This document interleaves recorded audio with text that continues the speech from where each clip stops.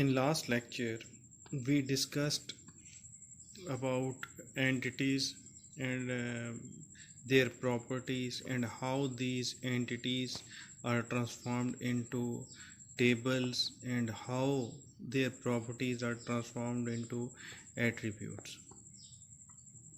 We did some practical examples as well. Today our topic is properties of a relation. There should be some properties for the implementation of effective relational database management system. By the implementation of these properties, our database will be more flexible and more reliable.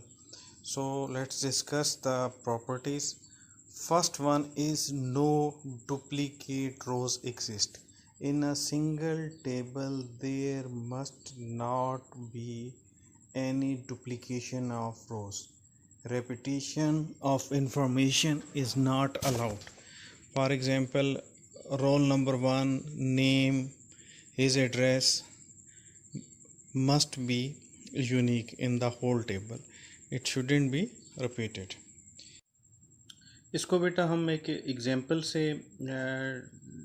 Discuss करते हैं। Suppose आपने एक जो है आपने entities बनाई, उनमें एक एंटिटी थी सिटी और उसकी दो प्रॉपर्टीज़ थी सिटी कोड और सिटी नेम। आपने उस एंटिटी क्लास को ट्रांसफॉर्म कर लिया टेबल में यानी रिलेशन में, और उसकी करेक्टरिस्टिक्स को आपने ट्रांसफॉर्म कर लिया एट्रीब्यूट्स में उसके। ठीक है, कैसे? आपने अब उसकी जो फर्स्ट फील्ड बन रही है, फर्स्ट उसकी प्रॉपर्टी थी सिटी कोड, उसको आपने ट्रांसफॉर्म कर लिया उसके फर्स्ट एट्रीब्यूट में। ठीक है, city code, this is first attribute. एक और कीजिएगा, मैं इसके नीचे लाइन लगा रहा हूँ, इसका मकसद है ये मैंने क्यों लगाई है। अभी आपने इतना याद रखना है कि ये प्राइमरी की एट्रीब्यूट है। ठीक है, अभी सिर्फ इतनी बात याद रखने, बाद में हम ये सारी डिस्कस करेंगे। और यहाँ पर मैंने लिखा सिटी। ठीक है बेटा, इसकी दो ही फील्ड्स थी, हमने वो लिखी। अब यहाँ पर आपने लिखा जी सिटी कोड में 1, और यहाँ पर आपने लिख दिया खानेवाल। ठीक है, सिटी कोड में लिख दिया खानेवाल। ठीक है बेटा, 2 में आपने सिटी कोड में लिख दिया मुल्तान। ठीक है, इसी तरह ये रिकॉर्ड। अब क्या है यहाँ पर, ये क्या कह रहा है कि डुप्लीकेट रोज़ एग्जिस्ट नहीं करेंगी। अब आप यहाँ पर जो है ये वाली एंट्री रिपीट नहीं कर सकते। अगर रिपीट करते हैं, फॉर एग्जांपल मैं दोबारा यहाँ पर करता हूँ 1 पे खानेवाल, किसी भी तरीके से अगर यहाँ पर मेरी ये एंट्री हो जाती है, तो ये जो है डेटाबेस को अलाउ नहीं करनी चाहिए, हमारे रिलेशन में ये अलाउ नहीं होनी चाहिए, इस तरह की एंट्रीज़ नहीं होनी चाहिए। ठीक है, आगे हम देखेंगे ये खुद से भी डेटाबेस मैनेज करता है। डिफरेंट टाइप्स के जो हैं हमारे पास कंस्ट्रेंट्स होते हैं कि हम ऐसा डाटा एंटर ना करें। अभी आप इतनी बात समझ लीजिए कि यहाँ पर 1 खानेवाल दोबारा रिपीट नहीं हो सकता, 2 मुल्तान जो है वो दोबारा रिपीट नहीं हो सकता। हाँ, 3 रावलपिंडी आ सकता है, 4 इस्लामाबाद आ सकता है। इस तरह से ये चलता चला जाएगा। The order of rows is insignificant. It means that it makes no difference what is the order of our rows. Okay? कोई रोज़ कहीं भी हैं, इससे डेटाबेस को इफ़ेक्ट नहीं होता, चाहे एंट्री पहली हो चाहे लास्ट हो, कोई इशू नहीं है। यानी पहले नंबर पे एंट्री आपकी या वही एंट्री जो है लास्ट पे 1 रावलपिंडी, हम वही एग्जांपल ले लेते हैं। 1 रावलपिंडी जो है वो टॉप पे पड़ी हुई है, बॉटम में है, मिडल में है, डेटाबेस को इससे कोई फ़र्क नहीं पड़ता। वो नहीं कहता कि जी कि आपकी ये एंट्री पहले होनी चाहिए या बाद में होनी चाहिए, ये कोई इसको इफ़ेक्ट नहीं करता। ठीक है, irrespective of this whether this is first entry और this is last entry, it makes no difference. यानी ऑर्डर का आपको फ़िक्र करने की ज़रूरत नहीं है कि किस ऑर्डर में आप डाटा स्टोर करते चले जा रहे हैं।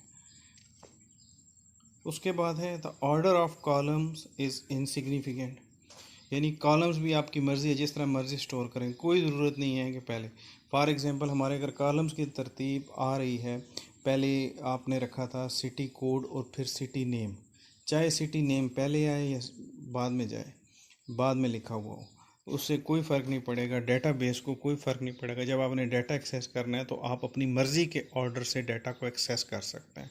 ठीक है, हम डाटा को एक्सेस कैसे करते थे, मैंने आपको लास्ट क्लास में क्यूरी का बताया था कि क्यूरी जो है वो एक टेबल या एक से ज़्यादा टेबल से डाटा एक्सट्रैक्ट करने के लिए यूज़ होती है। जो सेलेक्ट की क्यूरी हमने पढ़ी थी, ठीक है, select query is used to extract data from one table or more then one tables.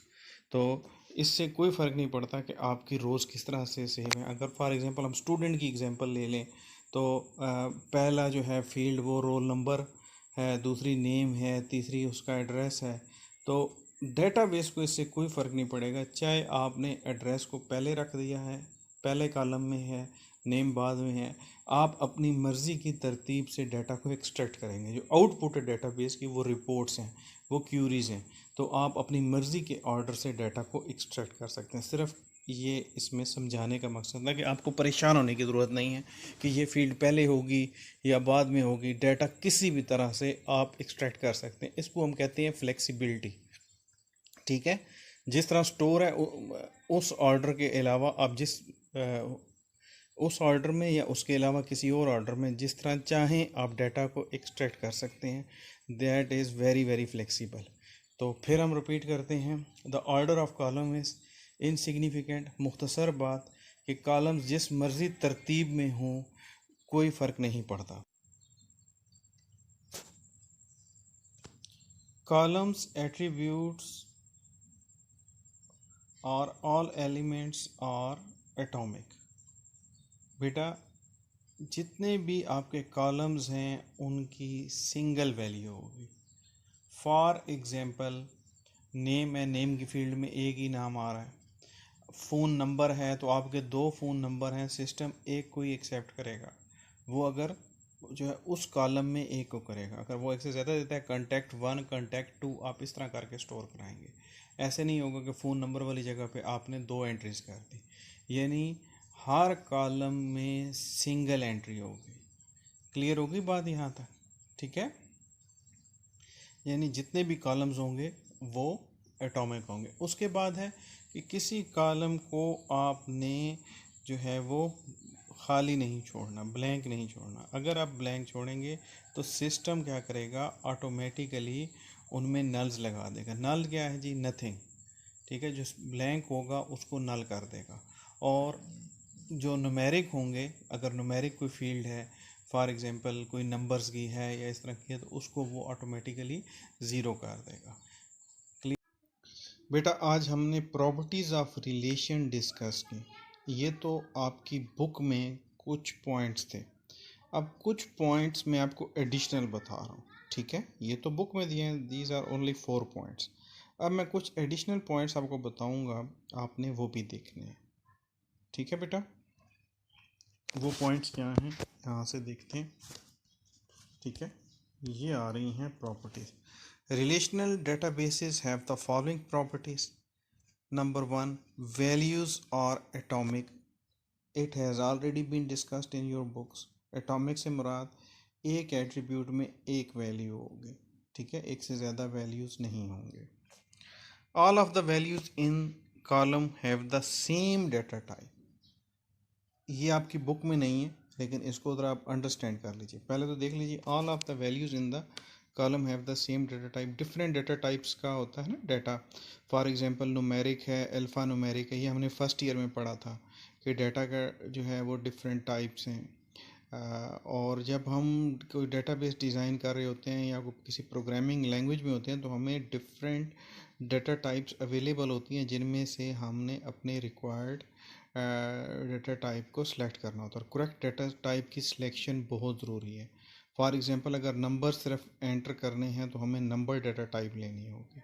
ठीक है, और अगर जो है वो नंबर्स में हमारे पास जो है वो पॉइंट्स भी आ रहे हैं तो हमें फ्लोटिंग टाइप, जिसे रियल नंबर डाटा टाइप कहते हैं, वो लेनी होगी। ठीक है बेटा, अगर जो है हमारे पास जो है वो सिर्फ नेम है, अल्फ़ाबेट्स आ रहे हैं, तो हम क्या करेंगे, हम टेक्स्ट डेटा टाइप लेंगे। ठीक हो गया बेटा। तो ये सारा है कि अब क्या होता है, आपने अगर एक रोल नंबर की फील्ड सेलेक्ट की है, उसको नंबर किया, तो अब जितनी भी उसमें एंट्रीज होंगी वो सारी उसी डेटा टाइप की होंगी। यहाँ पर भी ये कह रहा है all the value of in a column have the same data type. ठीक है। और ये डेटा बेस मैनेजमेंट सिस्टम भी आपसे इन्फोर्स कराता है। फॉर एग्जांपल आपने रोल नंबर एंटर किया, अगर यूज़र वहाँ पर नेम एंटर करेगा तो वो उसे एक्सेप्ट नहीं करेगा। रोल नंबर 1 2 3 आपने लिखना था सपोज, तो उसकी जगह पे आप ABC लिखते हो तो वो एक्सेप्ट नहीं करेगा। ये भी क्या है, ये जो है आपकी डेटा इंटेग्रिटी की टाइप है जो कि डेटाबेस इन्फोर्स कर रहा है। क्लियर होगी बात। ईच रो इज़ यूनिक, ये हम डिस्कस कर चुके हैं। The sequence of column is insignificant, ये भी डिस्कस कर चुके हैं कि चाहे कॉलम जो है वो जिस मर्ज़ी आर्डर में हो उससे कोई फ़र्क नहीं पड़ता। The sequence of row is insignificant, rows जैसे मर्जी हों, जिस मर्जी आर्डर में हों, it makes no different. Each column has a unique name, ये बुक में नहीं थी, ये हम यहाँ डिस्कस करें। Each column has a unique name, हर कॉलम का यूनिक नेम होगा, वो रिपीट नहीं हो सकता। फॉर एग्जांपल आपने पहला अगर रोल नंबर रख दिया तो अब आपके उस टेबल में कोई और कॉलम जो है वो नेम के नाम से नहीं होगा, रोल नंबर के नाम से नहीं होगा। दूसरा आपने नेम का रख दिया तो अब एक और जो है वो नेम के नाम से नहीं हो सकता। यानी repetition of column name is not allowed. एक कॉलम नेम है, ठीक है, आपको एक टेबल में एक नेम से दो कॉलम नहीं हो सकते। क्लियर होगी बात। Integrity constraint maintain data consistency across multiple tables. ठीक है बेटा, मल्टीपल टेबल्स में भी जब डेटा एंटर हो रहा है तो जो है रिलेशनल डेटाबेस उसकी इंटेग्रिटी को इन्फोर्स करेगा। हम इसमें एक चीज़ आगे डिटेल से पढ़ेंगे, रिफ्रेशनल इंटेग्रिटी। वो भी क्या है, जब मल्टीपल टेबल रिलेशनल डेटाबेस में होता क्या है कि लॉजिकली टेबल्स आपस में रिलेटेड होते हैं। जब टेबल्स आपस में रिलेट हो रहे होते हैं तो तब वहाँ पर भी इंटेग्रिटी जो है वो मेंटेन रखनी है। ठीक है। तो मल्टीपल टेबल्स में भी कैसे इंटेग्रिटी इन्फोर्स होगी, ये भी डेटाबेस भी इन्फोर्स करते हैं और हमें खुद भी कुछ चीज़ों का ख्याल रखना होता है। लेकिन ऑटोमेटिकली डेटाबेस भी रिफ्रेशनल इंटेग्रिटी को इन्फोर्स करता है। यूजुअली होता क्या, जब हम डेटा को डिलीट कर रहे होते हैं, डिलीशन पे होता है, या डेटा न्यू डेटा इंसर्ट कर रहे होता है, ठीक है, तो इंटेग्रिटी जो है वो इन्फोर्स होती है डेटाबेस के थ्रू। और इसको हम कहेंगे रिफ्रेशनल इंटेग्रिटी। ये एक पूरा टॉपिक है, इसको हम डिस्कस करेंगे। ठीक है बेटा, तो आपने इसको अच्छे तरीके से ये देखना है। अब आप अपने नोट्स बनाएंगे, नोट्स में क्या करेंगे, जो बुक्स के पॉइंट हैं उनको भी, और जो मैंने कुछ एडिशनल पॉइंट्स बताए हैं उनको भी ऐड करेंगे। ठीक है बेटा, थैंक यू वेरी मच, जज़ाकल्लाह, अल्लाह हाफिज़।